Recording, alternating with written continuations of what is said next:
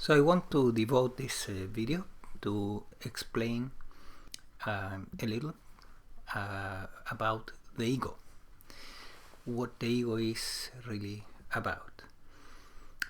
We actually need to have a clear understanding of the ego. Otherwise, it will tend to take over. So I remember this interesting story that was told by Osho, that the ego is like a cat that is sitting in your couch. And then you grab the cat, you're tired of it, you bring it to the hills, release it there, go back to your house, and when you come back, you enter your living room and the cat is back in the couch. So this is a problem that every individual that wakes up has to face at some point. Awakening allows them to see that they are not the ego, but the ego is an impostor, and it tends to take the place of your real self. So it's very easy to go back into that habit of functioning from the little self or the ego. So by understanding what the ego is, having a clear, simple understanding, we can do better at getting rid of the cat. So how this works? When you were a baby, there was awareness seeing through the baby.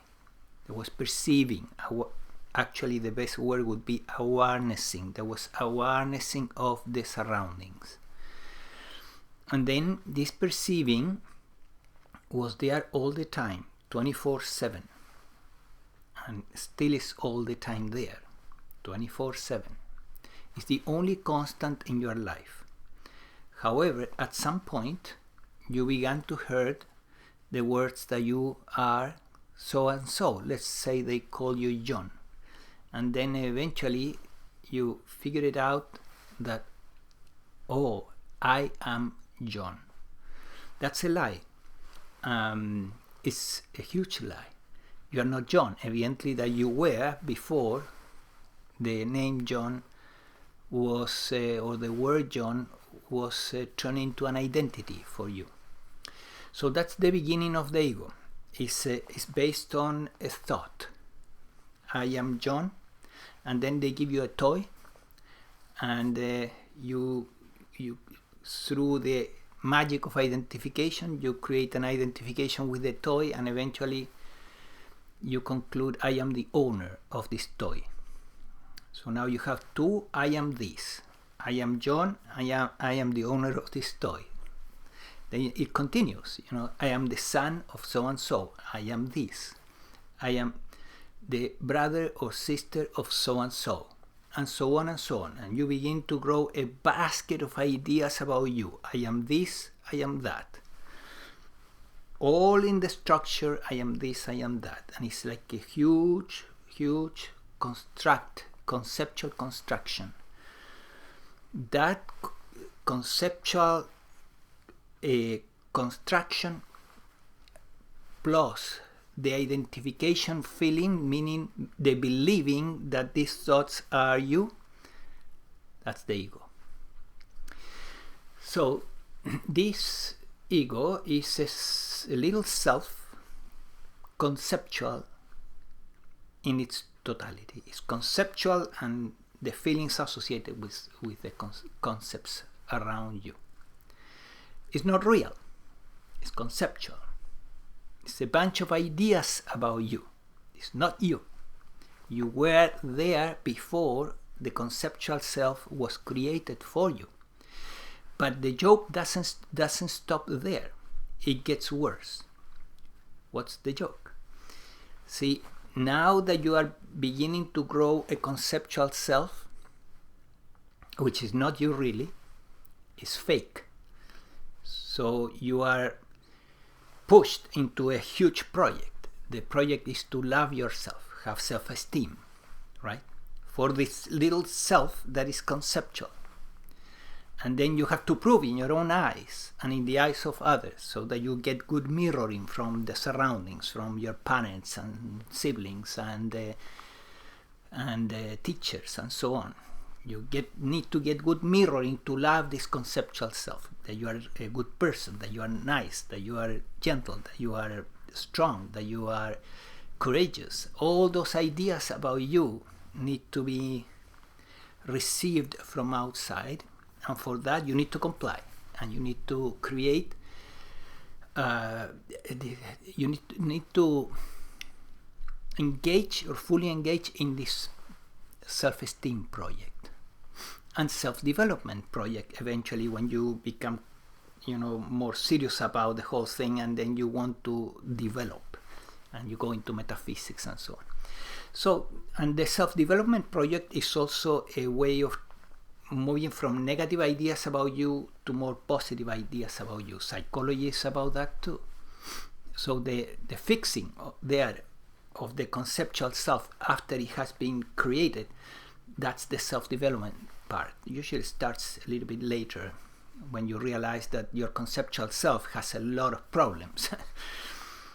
So now the joke is that you were never this. You were never the conceptual self.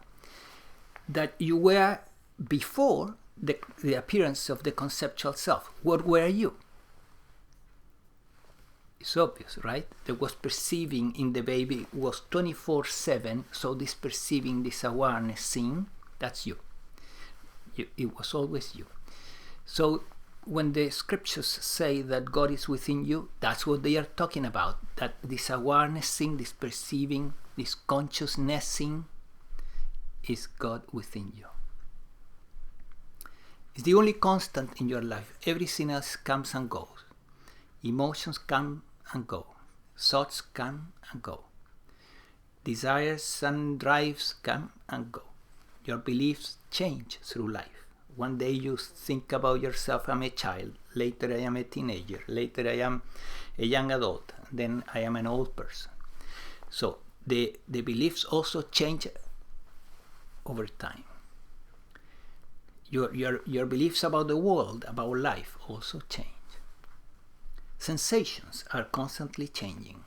Everything is changing, except one thing: the seeing of all these things that are changing. That seeing is constant. That eye that sees, that inner eye that sees only, not only the sensations that are coming in, but also thoughts, feelings.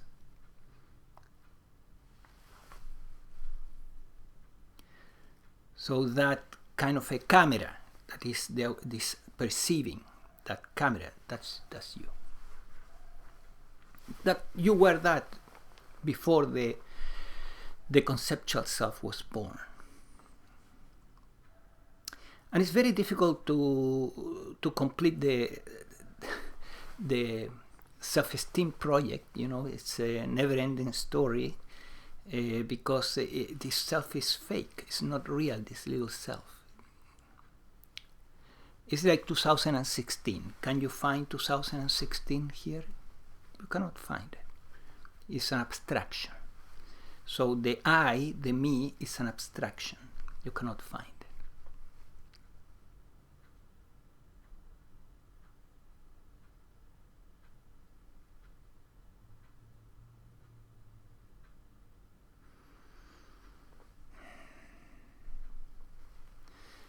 So different teachers have different conceptualizations of what awakening is.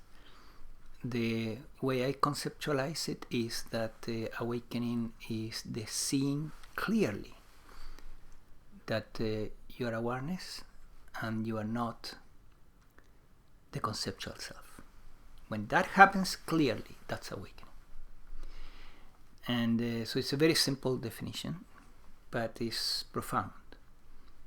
And psychology doesn't deal with this, of course. We need a transcendental psychology to get there. But interestingly, we don't need a spiritual psychology. This can be attained by a simple looking, an objective looking into the human experience. Into the human experience, not into a spiritual experience. I'm not saying that you cannot reach awakening through a spiritual experience. Many do get it in that way, but there is an easiest way, an easier way, much easier, which is to look into your human experience.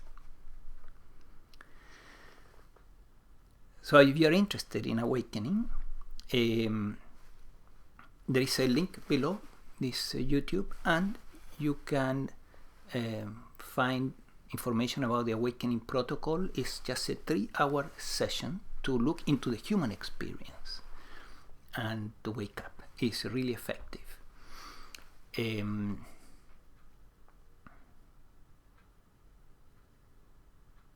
Awakening is not the end of the path. The end of the path is liberation.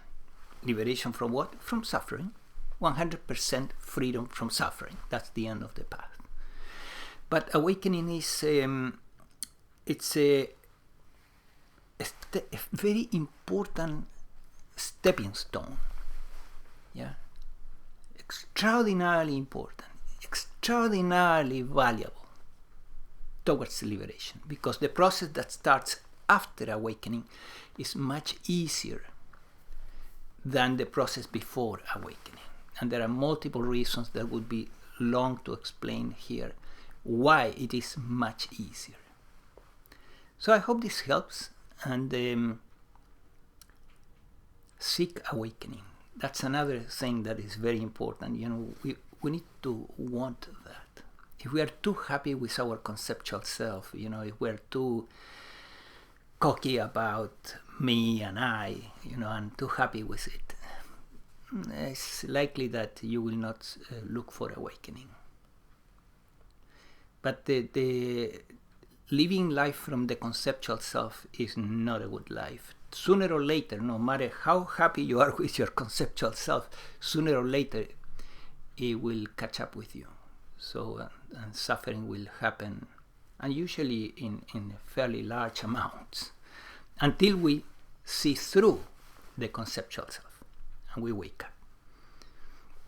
Life is relentless at pushing the evolution of every sentient being. Take care. Check that link. Bye.